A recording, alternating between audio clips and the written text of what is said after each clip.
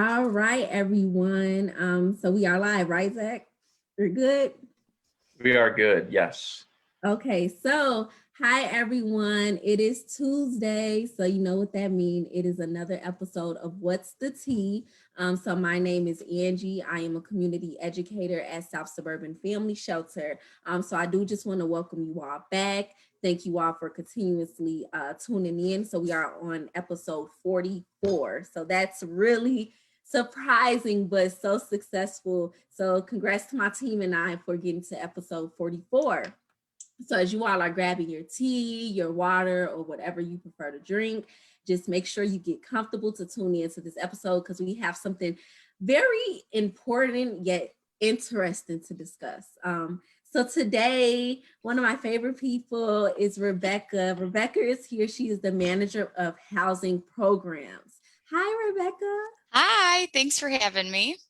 Thank you for being here. You know, it's so funny because our staff is like, oh, we're so nervous. And then we're like, can you please come do it? Come Yeah. on, let's do it.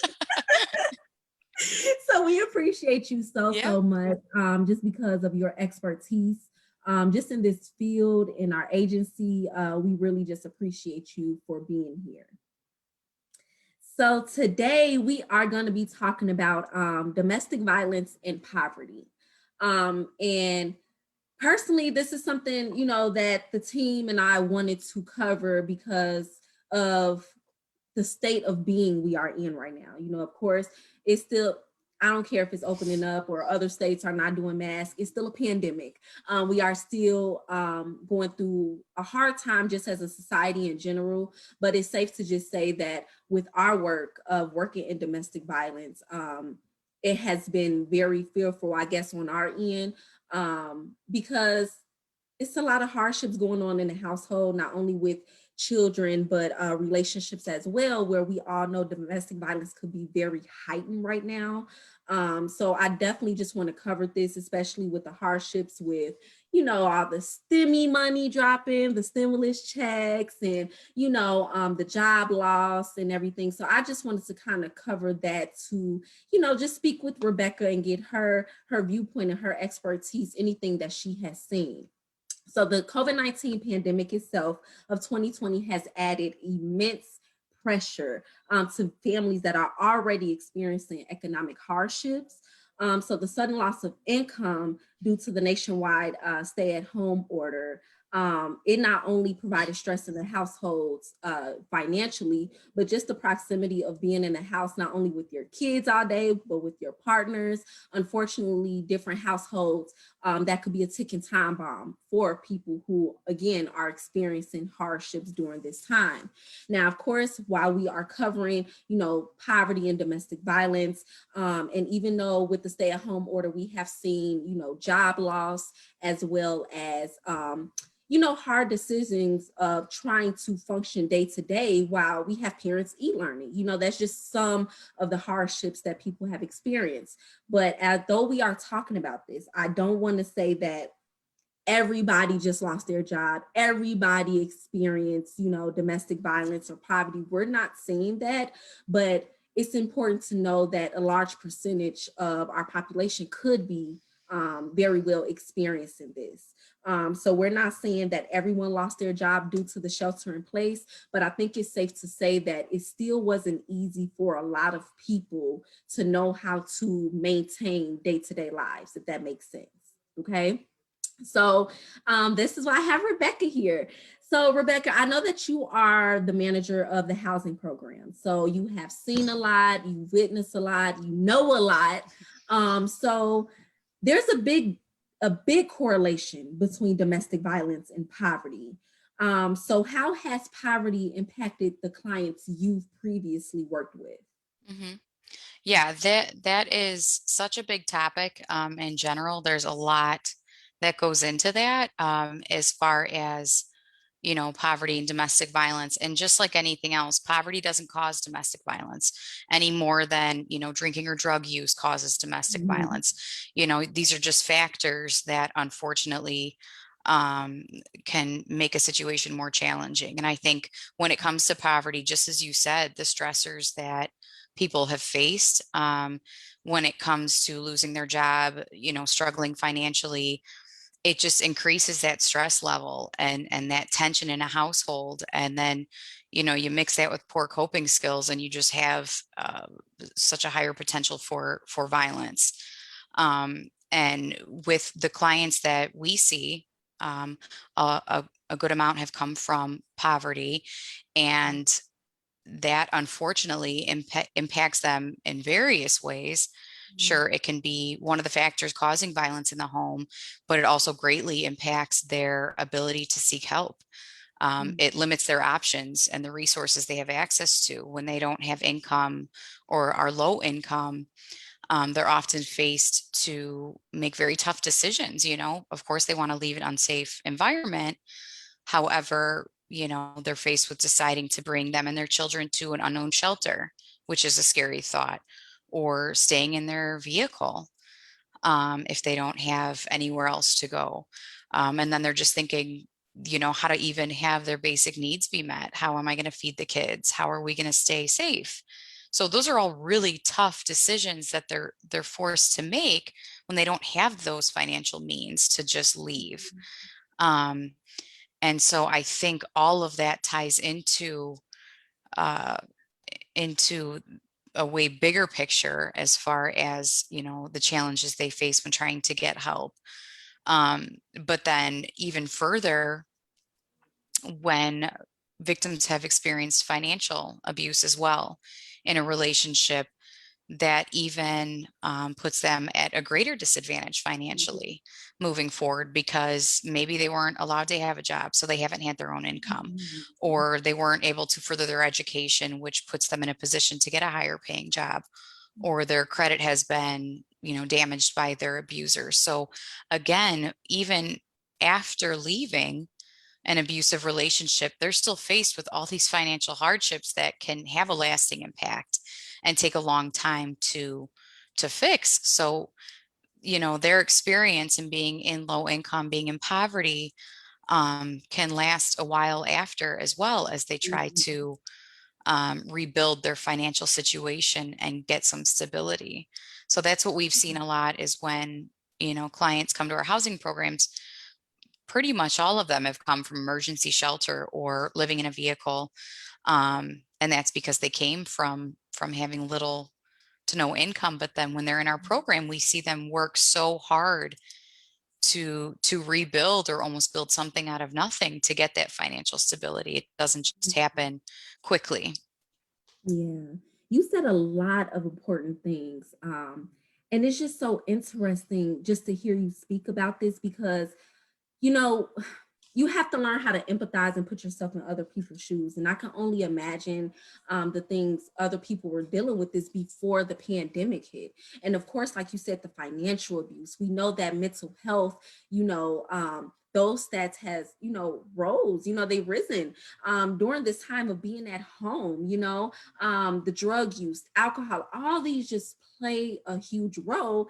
And then we're not even factoring in the children yet. We haven't even greatly surrounded the topic around them, Right. so just imagine they're trying to e-learn, but it's also family violence going on in the household, and we talk about that all the time, where it can be a little scary about doing virtual presentations because we don't know Right.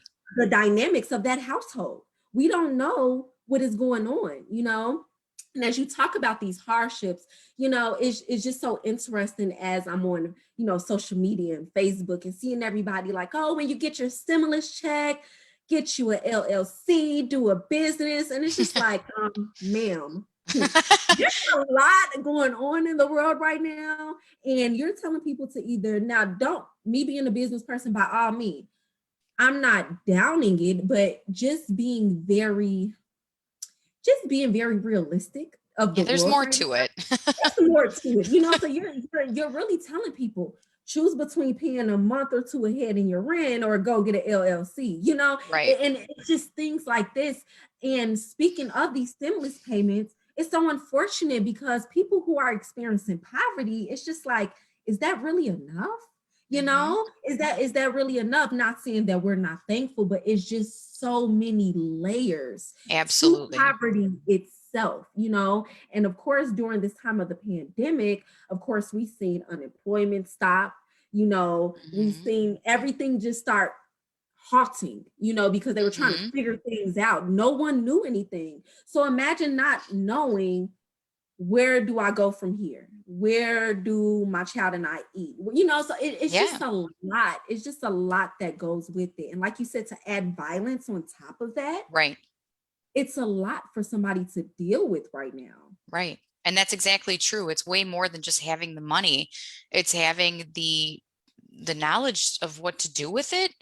How to budget properly, how to, effectively save, what credit even is. There's so much information out there that I still don't understand. I learn when I we're was just teaching about to clients say that. stuff and I'm like, well, I never knew that. That makes sense though, So it's a lot that, sure, so you get this chunk of money. Well, how do you make it last? How do you actually turn this into something that will, create that stability instead of just get you through the next month or so? And that's so Exactly. much to it too, is individuals that are, in low income situations or have come from that background all around. We're never exposed to those skills. They don't know. So how do we expect them to just figure it out, That's it right there. That's it. It's a lot of, when you start talking about the credit and budgeting, it's like, what? I Yeah, don't know what you're talking about, and then let's also be realistic. Someone who's coming from a violent background, ma'am, that's the least of my worries. You're talking about credit. No, I need to be right, safe. No, right. so it's just, it's so unfortunate right now that everything is a factor of money, but it's just like, is that enough to heal the dynamic of a household? You Hmm. know? Absolutely. It's just, and as we're speaking about this, so have you seen finances be a factor of lethality in the household for your clients? I've had clients express that, again, that was a source of tension and Mhm. arguing in the household. Whether it was placing blame on them for Mhm. spending too much, or, where did the Mm. money go? What have you been up to? Mhm. Or, just again, that increased stress level, and uh, just is not healthy for an already unhealthy relationship. And it just adds to that. It fuels the fire. Um, and then again, it puts, individuals in an abusive relationship at even greater risk for that financial abuse too, amongst all the other forms of abuse. Because if you're already in a situation where, um, you're in a low income household, an abuser can easily take advantage of whatever money Oh, you do yeah. have coming in, whatever benefits you do have access to. Again, your credit, they can use your name to open credit cards and not have any concern with the long-term effects of that. So that has definitely been a very common trend for clients that we've Mhm. worked with once they come into housing, and we actually have the time to sit down and say, okay, let's talk about your financial future. Let's talk about, your situation, what you've been through. Because you're right. I mean, that's not even at the forefront of their mind until well into the housing program, you know? That's interesting too. Not saying I didn't think about that, but just hearing you speak, I can only imagine how some survivors or victims right now, their finances is being very micromanaged, especially during the time of the pandemic, So it can even be down to where the abuser is telling you, no, you can't spend $200 on groceries. I'm only giving you 100. Hmm. Make it work because this is all we got. And it's just like, okay, imagine if you have 2, 3 kids, or it's 4 people in the household, is 100 enough? You Right. know, you just imagine that financial abuse, especially during our 40-hour trainings. We talk about that a lot, and you see how closely micromanaged or the Right. budgeting an abuser can, take hold of that. Or Hmm. it could be, if you do have a substance abuse problem, where that extra money could be used for bills and things like that. But what if I'm taking it and I'm going to get drunk? Yeah. Or, I'm, going to gamble or things like that. Just, it could be anything. You just Hmm. never know. Right. And again, Wow. it's all about survival at that point. It is, Yeah. you work with what you got. So there's no forward thinking. There's no working to, become financially stable. There's no plan to get out of poverty. It just continues, Yeah, and because there it's was no plan for this pandemic. mhm. And it's Right. been a year. So it's just like, Right. who paid for this? And somebody Right. could have been really at that front door, like, okay, I'm ready. And then the stay-at-home order happened. It's Yep. just like, oh no. Like you said, I'm not going to bring my kids to a shelter. You said it's a virus. No, Right. so these are all different situations. And I really think sometimes, when we talk about domestic violence, when you haven't been able, when you haven't been able to be in those shoes, you're not thinking like that. So Mhm. everything is just so easy. Well, just leave, just go. Right. It's not that easy. It's so Yeah. many factors. Okay, yes, maybe today I'm gonna leave and go to a shelter, but wait, what about everything else? Mhm. And then right now, shelter, whether it's domestic violence, homelessness, anything, a lot of things are pretty booked up right now, Yeah. which we'll discuss. So it's just like, where am I supposed to go? Right. Right. Yeah, the options are limited. It's unfortunate. Yeah. So as far as the resources we provide, let's see. So I'm trying to think. So finances is really considered to be a risk factor with the clients, as we very well discussed. Mhm. So Rebecca, you are the manager over the housing department. So what resources do our agency provide? What resources do South Suburban Family Shelter provide that can play into the role of being a protective factor? Because we've been talking about a lot of these risk factors, but what can our agency do? Yeah. So when working with clients in our programs, a huge focus is, financial literacy and stability, because we're not just working to, you know, sure, great, get a good job, earn that Right. income, but again, we really want to focus on addressing those skills that'll move them forward, they can take with them to continue to make those positive financial decisions that will help them be successful in the future and never be in a position where they're dependent on somebody else financially, or facing homelessness again. So a big part of that is through case management. And the case management that they receive, again, focuses on budgeting, how to address credit, how to keep your finances secure, Mhm. as far as, opening a separate bank account, how to put fraud protection on different things to make sure that your abuser, if it's your spouse or somebody that knows your social security number, how to take those extra steps to protect your finances.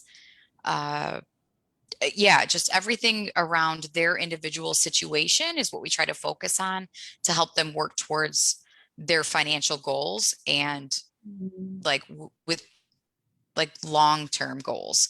Yeah. Again, not just here and now getting money to get your needs met, but a long-term plan. And within case management too, we also work on job skills, help them further their education if they need to get a better paying job, building their resume, doing additional trainings that can make them more marketable, anything again that sets them up to be more successful in the future and be in a position where they can earn their own money, and have those certifications, have those degrees, have those trainings with them once they leave. Um, Mhm. so that it just opens more opportunities for them in the future. And then again, just helping them get connected with any benefits that they might be eligible for. So a lot that we work with, when we talk to them about different resources in the community, they're like, I didn't even know that existed. They didn't know we were here. They didn't know they Yeah. could get help with utilities. They didn't know that they could get help with, credit forgiveness for different things. They didn't know how to Mhm. apply for child support, so we help connect them to the resources that apply to them in their situation, and see if we can get the most assistance for them, that we can, again, and hopefully teaching them along the way how to do that for themselves. That's amazing. A lot of different resources you named. I really think it's so important, especially when you talked about, the protection in case, your spouse do know your social and things like that. Because, some people may not want to leave because that's another thing they don't know about. I can't leave. She knows all of my information. He Mhm. knows all of my information. I can't leave, Yeah. or I don't know how to do all the things. And then when they meet you all, it's just like, here's stuff we can help you with, right? So Yeah. I think that's amazing, Hmm. really amazing, especially during this time, because even right now during the pandemic, a lot of us may think it's a lot of resources maybe on pause Yeah. or they don't have enough resources to kind of spread out, or not having the transportation or the means to get there as well. Hmm. So that could be a lot. So when we're talking about the resources we provide, do individuals have to had experienced domestic violence and homelessness? Like how does that work? Yeah. So, some of the programs within the agencies have different eligibility requirements. So for the two housing programs that we have, transitional and rapid rehousing, the eligibility requirements are that you are homeless due to fleeing domestic violence, Okay. or facing homelessness. Okay. Now, if that's just for the two housing programs, if you're looking for actual housing within the agency, though, you can, if you're calling to do an assessment about different services you might benefit from, Mhm. you'll be asked if you want counseling, you'll be asked if you feel you need case management, and within Mhm. that case management you can get the same kind of support as far as addressing financial needs, getting connected with benefits, things like that. So you don't have to be in the housing programs to have that opportunity be open to you as well. Oh, okay, great. So I wanted to verify that. So now Yep. those of you who are watching know some of the requirements as well. So okay, amazing. Thank you for that. Wow. And it's things like that, just being able to do the T episode, even though I work at the agency, I'm still learning from you all too. Mm-hmm. Like we're working in different departments. Yeah, I may have an idea, but really learning the ins and outs, especially how this program is so very well needed right now. Mm-hmm. But I know it could be a lot on you all, but it seems to be very rewarding when you're able to just help somebody see their resilience, help Mm-hmm. empower them, because of course we love the empowerment approach. So Yes. just being able to empower them and getting them to know, like, you can make it through this, you can make your own decisions, and you can be financially free. It Mm-hmm. may, of course, with work into it, we know that, but it's still Right. possible. Right. So, as we know, financial abuse is one form of domestic abuse, withholding money, stealing, even restricting the use of finances, which we talked about. So, what are some financial protections a person can take when planning to leave a violent relationship, especially during this time? Mm-hmm. Mm-hmm. Um, there's several, and again, it depends on each person's individual situation. Mhm. Um, Okay. if they're able to set money aside and or hide it, have it separate from where an abuser does not have access to it or cannot find it, to kind Mhm. of have that little bit of savings that you're working on as you're planning how to safely leave, could be really beneficial, whether you again hide it somewhere secure, give it to a trusted friend or family member, just so you have a little bit something, in cash once you leave, Okay. to be prepared. Yeah. um, if you share a bank account with them, if you have the means to open a separate bank account, that would be great, just in your own name that they don't have access to. Again, that's just only if that's a reality for the individual in their situation. um, Opening a separate email is something that's suggested too, because oftentimes the abuser will know their email, know their passwords, have access to their social media accounts, things like that. So opening a separate email, not closing that first one to raise any red flags, but having that Yeah. separate one so that when you do financial stuff, when you reset a password, things like that, it comes to your email. So having that separate safe email where you can handle that kind of business is important to kind of have ahead of time, because everything's online now, you know. Yeah. Um, and then planning, if you're going to leave, to have all that important paperwork with you, birth certificates, social security cards, again, all that sign in information for your accounts online and everything, so that you can handle any financial online stuff you need to. You have access to all that once you leave. Um, any medical paperwork, anything that Mhm. you'll need to kind of start over in a way, Mhm. it's important to plan ahead and have all that. Again, hopefully there's some friends or family members that you can confide in, that you can share with them what's going on, let them know your plan. Hopefully there's someone that would be willing to help you out, maybe let you stay there, with them temporarily until you can find a place to go, or Mhm. even help you out financially to stay at a hotel temporarily. Um, of course, hopefully reaching out to agencies and shelters in your community to at the very least get information of what's out there. What does shelter actually look like? Right. Asking those questions. Calling the hotline doesn't mean, or calling a shelter doesn't mean that's it, I'm doing it. Just call and ask questions just to have a more informed decision once you decide where you're going to go. Just kind of would give you that comfort that, oh, it's not what I thought.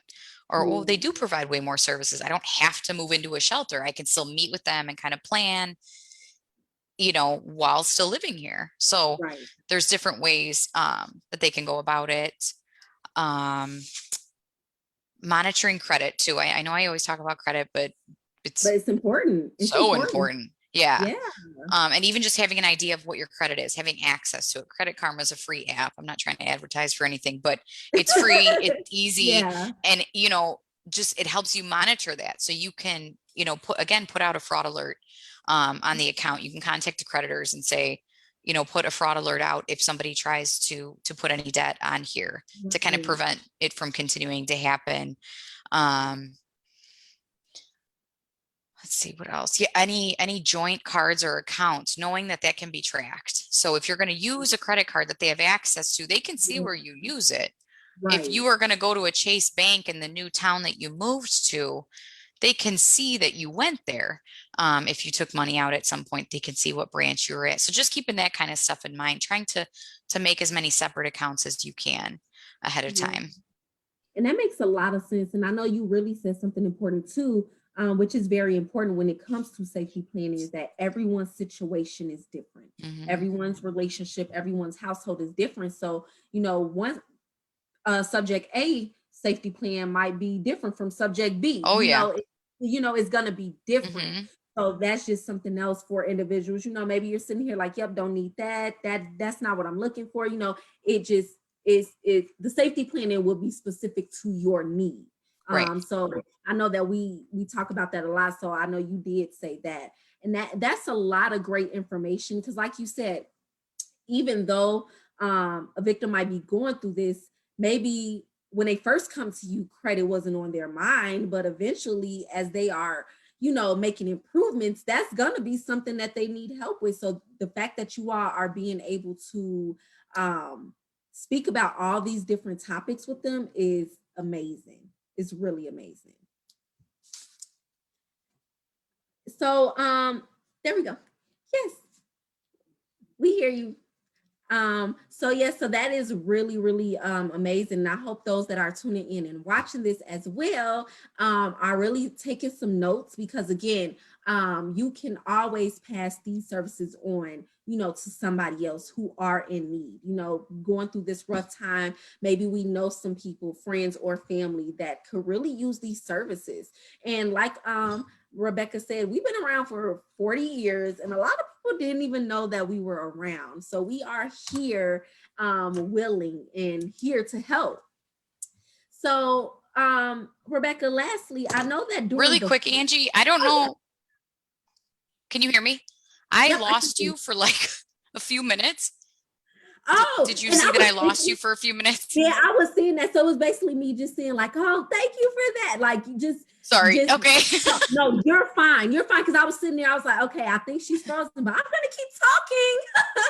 So Yeah. no, you're fine. I hear you. So yeah, so So I might have missed um, what you said if you asked me a question. oh, no, I didn't ask a question. I was just basically just Okay. stating that, these are just really good services because we don't know who would need this, especially during a time like this, Right. and these are resources. We've been around for 40 years. People don't even know that, but we're here, Hmm. and I know that it's pretty uncomfortable to hear the word domestic violence or even want to associate your situation as might be in this. I understand that. But the fact of the matter is that you are not alone. You don't have to go through it alone because we have wonderful and amazing staff like Rebecca who are here for you. So Rebecca, I know that during the first month of the pandemic, it was pretty hectic. And as an agency, I think we've seen our numbers continuously increase to like 300%. and client services. Yes. Okay. Probably is it more than that? It was a lot. Probably. Yeah. So do you feel that the pandemic has caused a huge factor of lethality? Like, do you think the pandemic itself caused that client increase? I think again, the stressors of it definitely impacted. Mm-hmm. But I think for individuals that are already living in an unsafe home and then being told that you have to shelter in place and you cannot leave your home, a place that's not very safe, um, and everyone in the household is being told that they have to stay. There's no other outlets. There's nowhere else anyone can go to get a break. And that really limits, getting that outside help. Yeah. Um, and again, like you said, the financial stress, people losing jobs, all of that plays into it as well. So, you know, the various factors that I think the pandemic caused, I believe were responsible for the increase. And again, that forced time together, when no one can have that break, no one can have that time away, did not help. Mhm. And I know for us, it definitely caused challenges for clients to reach services. I know our hotline increased, a great increase of calls. Um, but even when clients were referred to us, as far as trying to get connected with them, to even share with them what their options were, what our housing services provide, it was so hard to even have a safe time to talk to them because, they're always at home with Mhm. the person that might be hurting them. And then they couldn't even provide excuses to go anywhere. They can't say, hey, I'm just walking to the library to use the computer, or, they can't go to their babysitting job where they might make most of these phone calls when they're there because obviously no one's allowed to leave. So the other Right. individual would know that that's not true. Um, Mhm. so that was very challenging when trying to get people connected with help. So I think it just became more desperate for some people because of being in that situation. Yeah, probably a lot of people was like, okay, look, it's probably, now I have to. It was kind of like, Yeah. it was like a forced thing. Like, I can't stay here Hmm. because I don't know what's going to Right. happen in the next month, the next Hmm. week, the next day. Right. So that could be, it was like fight or flight. I have to go. I have to do something. And a lot of people probably were thinking like, this is my time. This is my Hmm. time.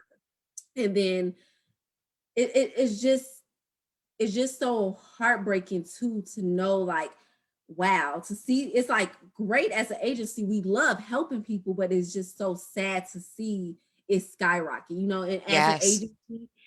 agency I know we've seen like especially during the holidays things calm down during the holidays because everybody's together then Right. after the holidays things spike right back up Right.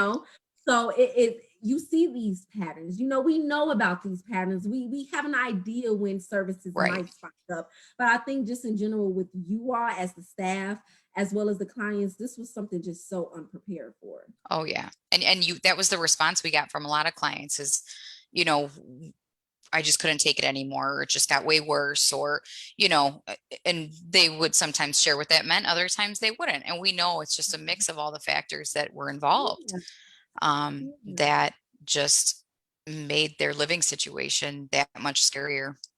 yeah. And just as we bring this episode together, we all know, well, I would hope that we know how detrimental poverty is, but really correlating that with domestic violence or sexual assault or any of those things, it just really puts it into perspective how just dangerous it is. So when we talk about the reasons why people stay or things like that, these are all different factors. These are just all different dynamics that people are dealing with.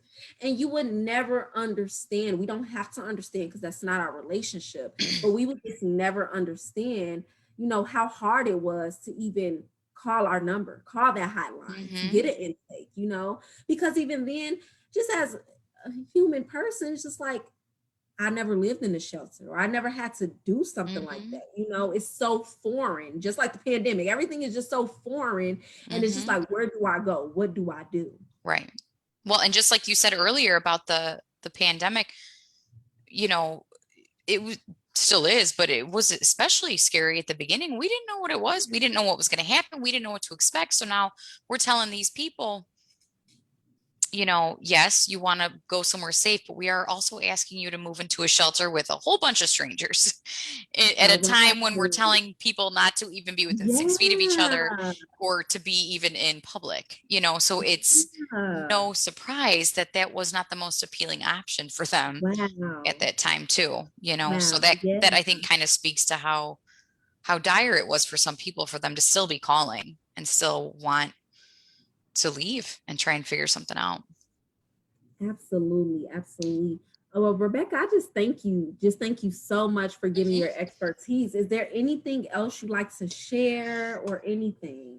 Yeah, something you said earlier, in regards to that empowerment part of it, I think was really important. And I just kind of wanted to highlight that for a second because it's not just about money. It's not just about having the money to do all the things you need in life. I think a big part of what people really benefit from, again, is that knowledge that they can move forward and that how empowering it is for them to gain those skills and know that they can support themselves and their families and not have to worry about that in the future. Not You be know, fearful of it. yeah. And again, being in that cycle of poverty makes that difficult, but we have definitely seen that even when clients have come through the program and have just improved their financial situation, whether they got out of debt to some extent or learned, you know, how to budget in a way that works for them or a savings plan, even if they're not earning that much income, it just made a world of difference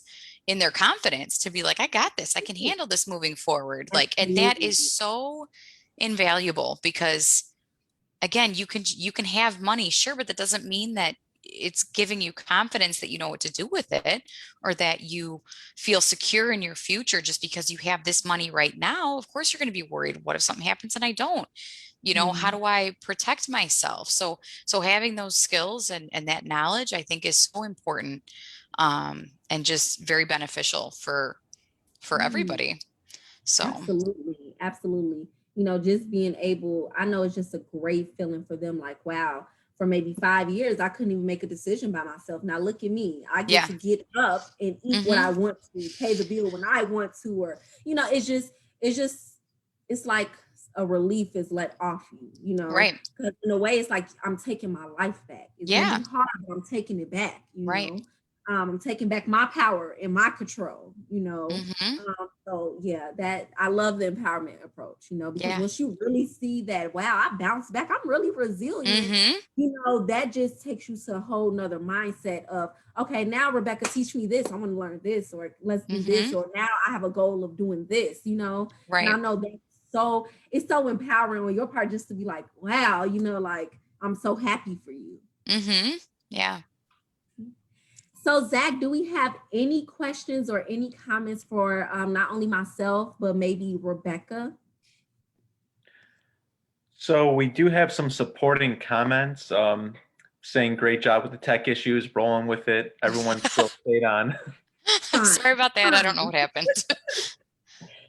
And a lot of supportive comments saying they could really feel the passion of this episode and that you're speaking the truth, but we do not have any questions right now. Okay, well, always, you know that you always can write in the chat any questions if you have for myself or Rebecca. Of course, we will still get those questions to her, get them answered for you any way is possible. But if you all don't have any questions or concerns, I just want to, you know, just thank you so much for tuning in. I just, you know, just was telling the team, I think this is just something important to talk about because poverty is happening around us during this time. It's hard for a lot of people. And even if you are in a good place of life, unfortunately, we can't be judgmental to somebody sitting next to us because your life can turn in a blink of an eye. So just want to thank you all so much. And to tune in next week for another episode of Tea. And thank you again, Rebecca. I Yes, appreciate thank you. so much. And again, next week is same time, same place, in a different tea. Okay, have a good day. Bye. Thank you. Bye.